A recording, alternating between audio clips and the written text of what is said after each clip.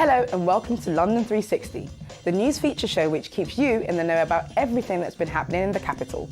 You can catch us here or you can watch the show anytime online at communitychannel.org/London360.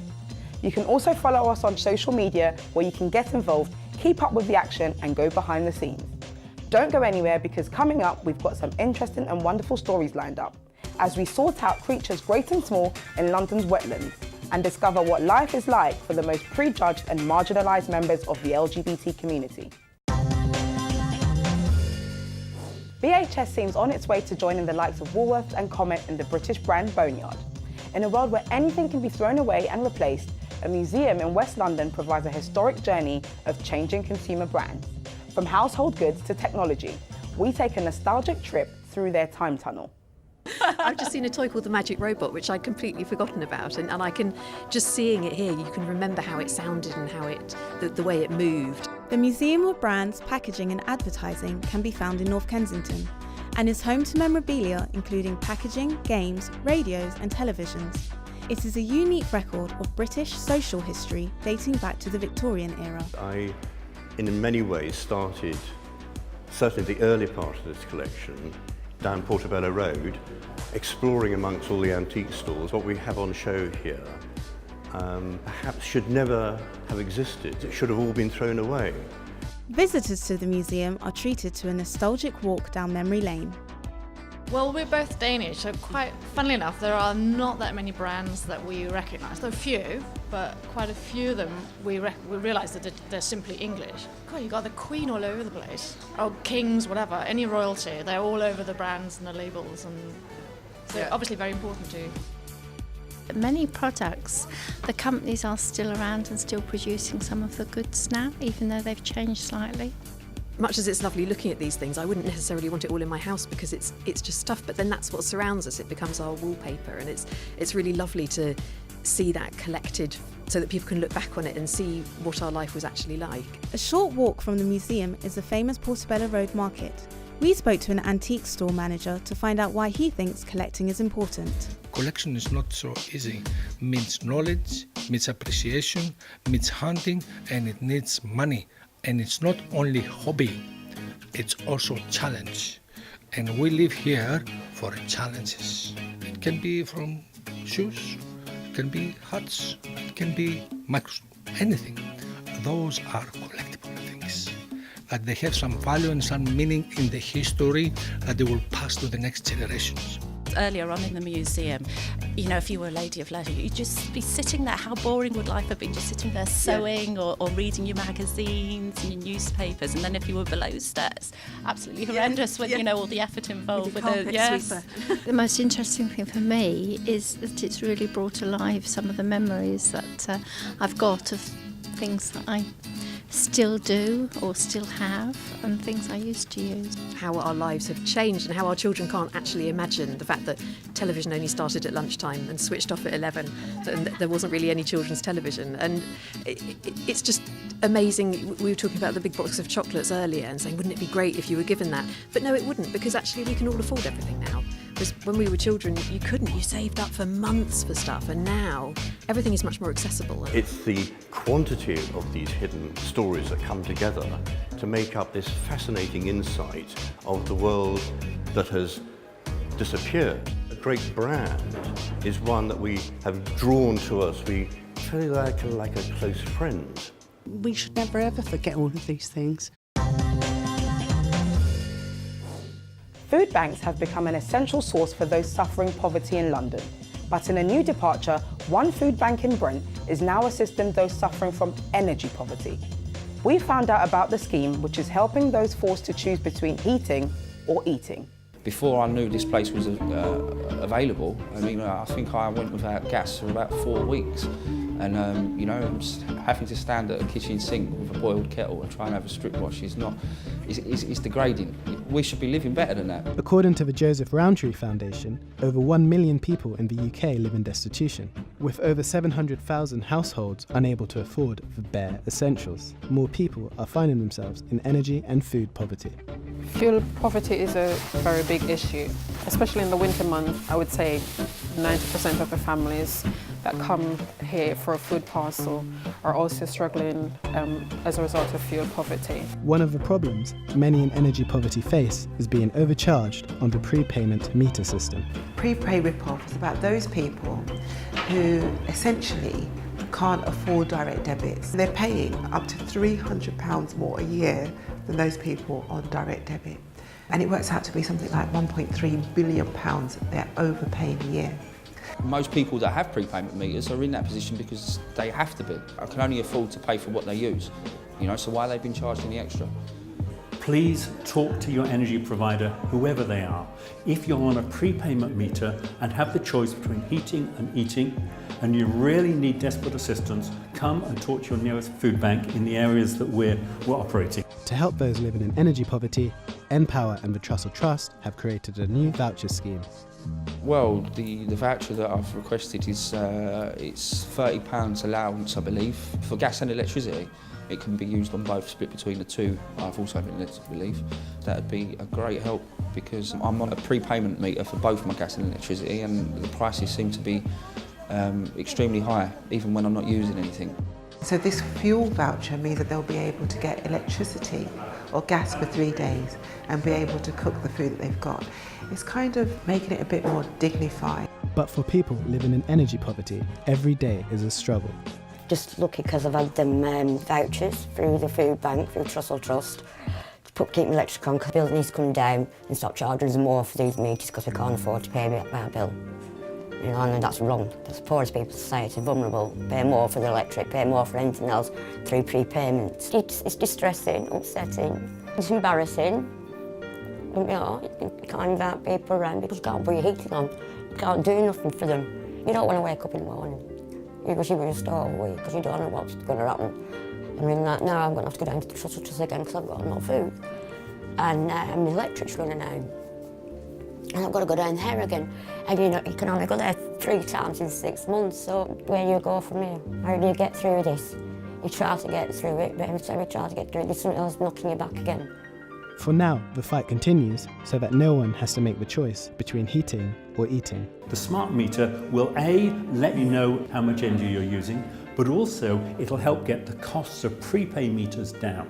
I think there's more than 10% of people that live in energy poverty, and I think that a country such as ours, we should be quite ashamed. I'd like for some of the ministers to come to areas such as mine in Brent and see the consequences of the policies that they're putting through. It's just not working and people are suffering, and really we should be looking after people as opposed to making their life harder. Here at London360, we love to give people a platform to have a say about this great city. So we invite you to send us your stories, points of view, or even passionate rants. Henry Onwardy wishes to bridge the fractured relationship between London cyclists and motorists. Tell us what you think, Henry. Hi, my name is Henry Onwardy and I am from the Romford Borough of Havering. And today I want to talk to you about the secret warfare that goes on in our streets between the motorists and the cyclists. According to TfL, up to 10 million cyclists rode to work in the year of 2014. However, in the same year, 107 cyclists died on the streets of London. Now, a way around it would be to have more super cycle highways in the most busiest parts of London. So I would suggest for a key example would be London Bridge. But whilst that super cycle highway is not there, I would suggest to those of you who are motorists to take more care as you're on the streets. Be more aware of the cyclists that are in front of you because they are very, very vulnerable. But also for you, the cyclists, you are vulnerable. So be careful whilst you're riding across the streets. Look out for both buses and cars at the same time and we can all get to work safely. So that's my piece to you and I do hope you take it on board. Thank you. We've still got lots more coming up after the break, as a certain worldwide R&B star gives us the lowdown on his London. So don't go anywhere.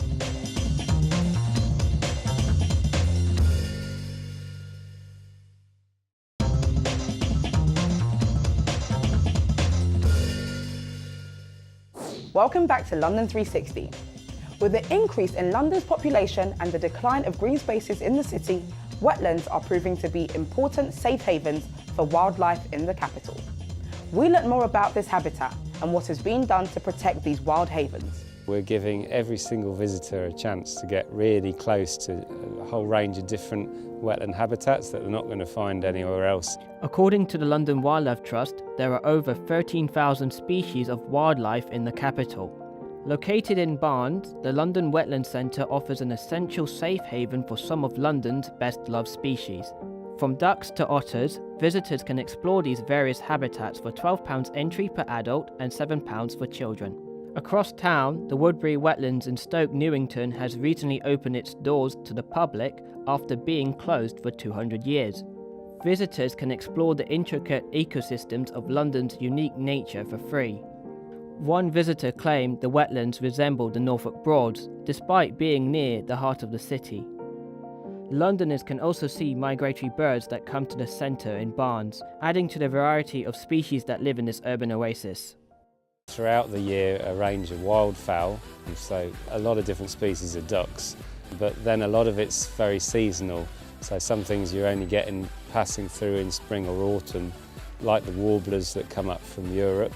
But then we've got some very important, quite rare breeding species, even for the southeast of England. Everybody comes here and says, oh, have you seen the bittern, have you seen the bittern? And I think it was 2 years before I actually saw it.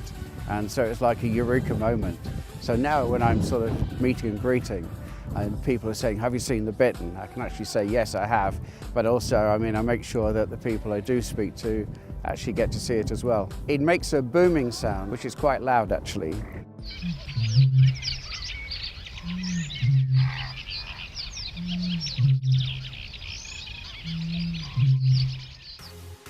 In May 2016, the Woodbury Wetlands was officially opened by Sir David Attenborough.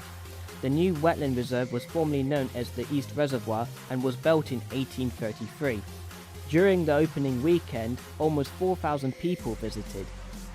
The Woodbury Wetlands span 11 hectares, the equivalent of 13 football pitches. It aims to bring people closer to nature, as well as to fulfil a vision for a greener London. It's brilliant for the youngsters to come out from the inner cities and to just see such lovely space and just all the wildlife really. Particularly in a place like this where it's so built up, and for children to learn and for the residents to have a beautiful place to come and see and learn about nature and all that includes. With the 2016 London mayoral elections over, both the charities want the new mayor to also focus on making a greener capital. Even though London's population is increasing and the capital's green spaces are decreasing, more is being done to protect and conserve the city's natural world. A joint project between the London Wildlife Trust, the London Borough of Waltham Forest, Thames Water and the Heritage Lottery Fund is set to open in 2017. The Walthamstow wetlands will dwarf the other London wetland sites considerably, thus increasing the capital's potential to continue safeguarding wildlife for future generations to come.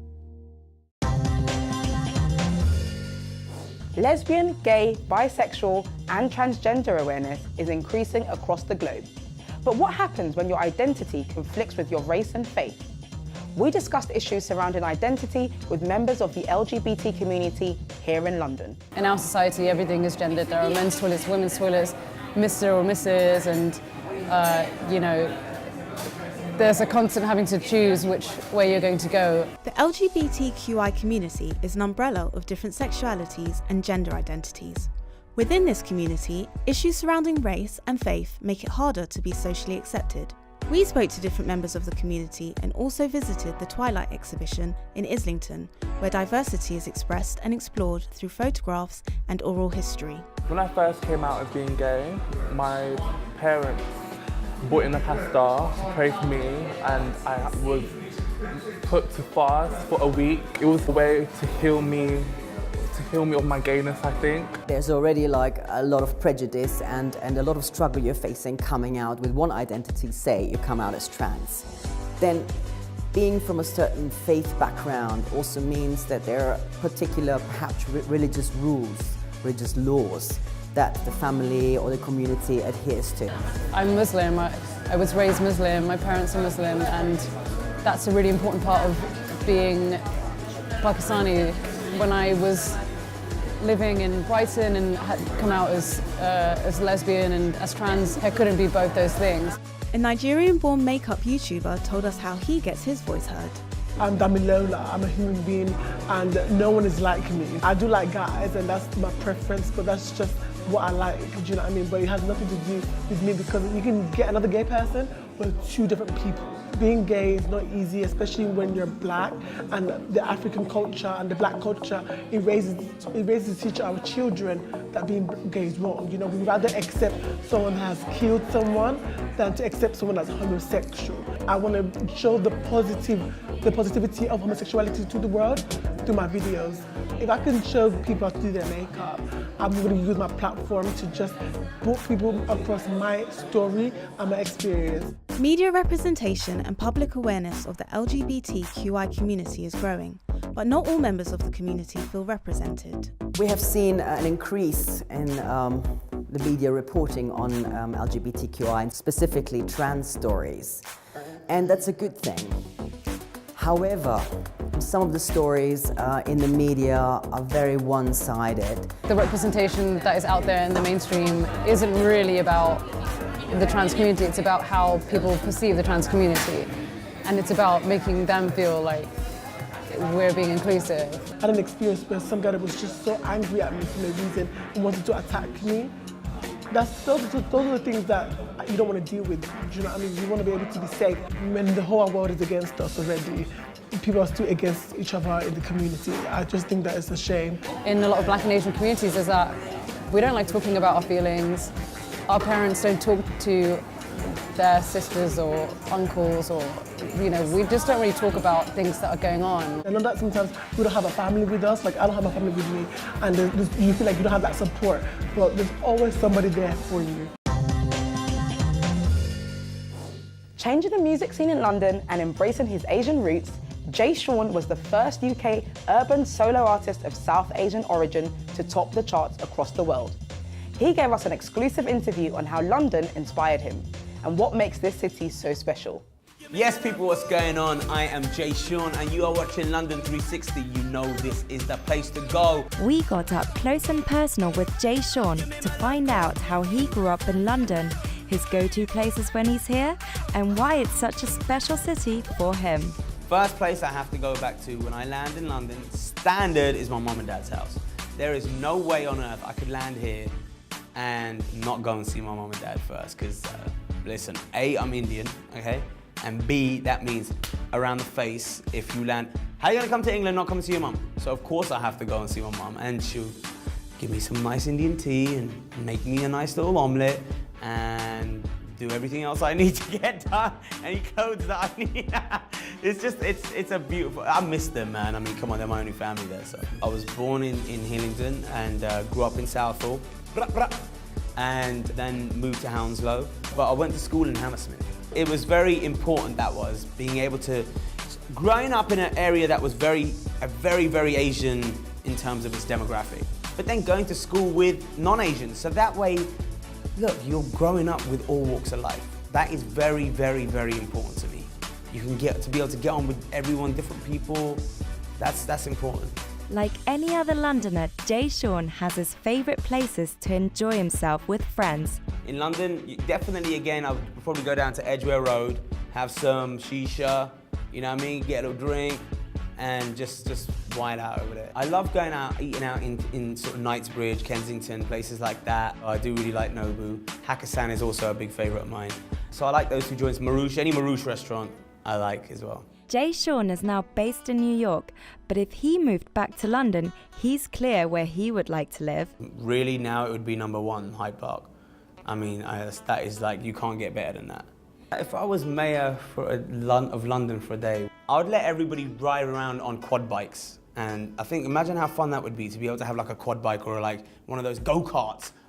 I'd get all the cars off the road and everybody can go around in go-karts. That would be amazing. It's been a dream of mine to be able to do that. The reason why I think London is so special, no one can really mess with it like that, is that we definitely have our own little vibe that only Londoners understand, you know what I mean? And I can go out somewhere in the world and I could be, I don't know, even like when it comes down to London sense of humour or fashion or anything like that, it's just us. It's very typically a London British thing, and I love that about us. Very unique. Jay Sean has come a long way since his early days in London and was the first South Asian solo artist to top the Billboard Hot 100 in the US. He tells us what's next. I'm trying to create songs that basically can be timeless, so they're not based on what's hot right now, and that's really a hard thing to do. So I've been writing songs like that, and I have a ton of stuff coming up, so you can expect a lot more music from me. That's your lot for this week. We hope you enjoyed the show. Want to find out more about any of the stories featured? Then head over to communitychannel.org/London360. Be sure to join in on the conversation and hit us up on social media through Facebook, Twitter, and on Snapchat. And remember, keep it 360.